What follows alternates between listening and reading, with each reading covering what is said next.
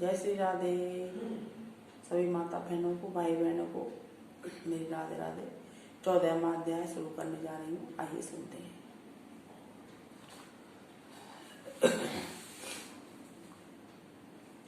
14वां अध्याय। बोलो हरे नमः।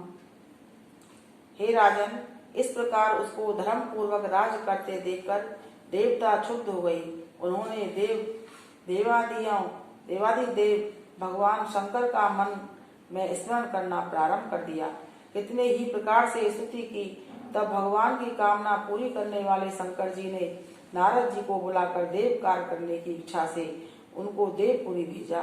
शंकर भक्त नारद भगवान शंकर की आज्ञा से देवपुरी गए। इंद्र आदि सभी देवता व्याकुल हो शीघ्रता से उठकर श्री नारद जी की स्तुति करने लगे। उस उत्कंठा भरी दृष्टि से सबने नारद जी की ओर देखा। अपने सब दुखों को कहकर उन्हें नाश करने की प्रार्थना की। नारद जी ने कहा, मैं उस सब कुछ जानता हूँ, इसलिए अब मैं दैत्यराज जलंधर के पास जा रहा हूँ। ऐसा कहकर देवताओं को आश्वासन देकर श्री नारद जी जलंधर की सभा में आए।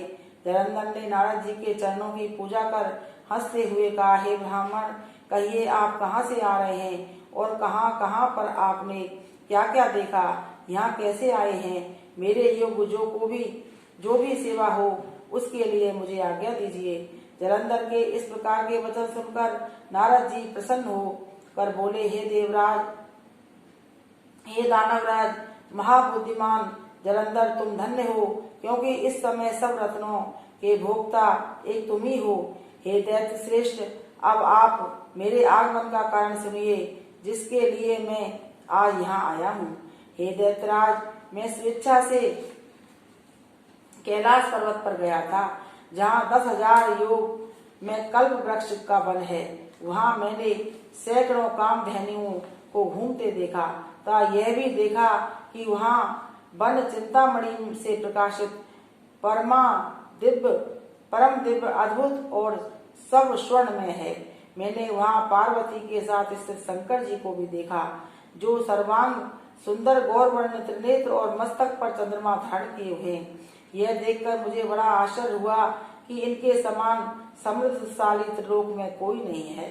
दैत्येंद्र, उसी समय मुझे तुम्हारी भी समृद्धि हुई, तुम्हारी भी समृद्धि का स्मरण आया और देखने की इच्छा से तुम्हारे पास आया हूँ। यह सुनकर जलंधर को बड़ा हर्ष हुआ। उसने नारद जी को अपनी सब समृद्धि दिखला दी। उसे देखकर देवताओं का कार्य करने में इच्छुक शिव प्रेरित नारद ने जलंधर की बड़ी प्रशंसा की और कहा, निश्चय ही तुम त्रिलोकपति होने के योग्य थे। तुम्हारे लिए ऐसा होना कोई विचित्र बात नहीं है। मैं देखता हूँ और तुम्हारे पास सब कुछ है, किसी बात की कमी नहीं है। ऐरावत उच्च श्रेवा घोड़ा, कल्प वृक्ष और कुबेर की निधि तुम्हारे पास है। मणियों और रत्नों के ढेर भी तुम्हारे पास लगे हुए हैं। ब्रह्मा जी का हंस युक्त विमान भी तुम्हारे पास है और दुर्लोक, पाताल लोक और पृथ्वी पर जितने भी रत्न आदि हैं, वह सब तुम्हारे ही तो हैं। मैं तुम्हारे इस प्रकार के रत्न ऐश्वर्य को देखकर बड़ा प्रसन्न हूँ, परंतु तुम्हारे पास कोई स्त्री रत्न नहीं है, इसलिए तुम्हारा यह सब कुछ फीका है। तुम कोई स्त्री रत्न ग्रहण करो। नारद जी के इस प्रकार के वचन सुनकर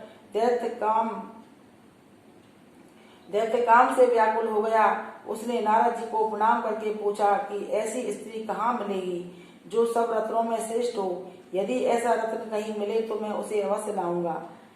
देवऋषि ऋषि नारद बोले, ऐसा रत्न तो कैलाश पर्वत पर योगी शंकर के पास है ही है।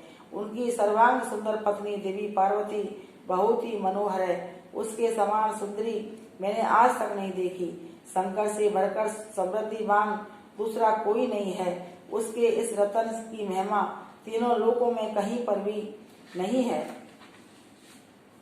तभी तो परम विरक्त आत्मा राम शंकर भी उसके बस में हो गए हैं। देवऋषि नारद उस दैत्य से ऐसा कहकर अन्य कार्य करने की इच्छा से आकाश मार्ग से चले गए।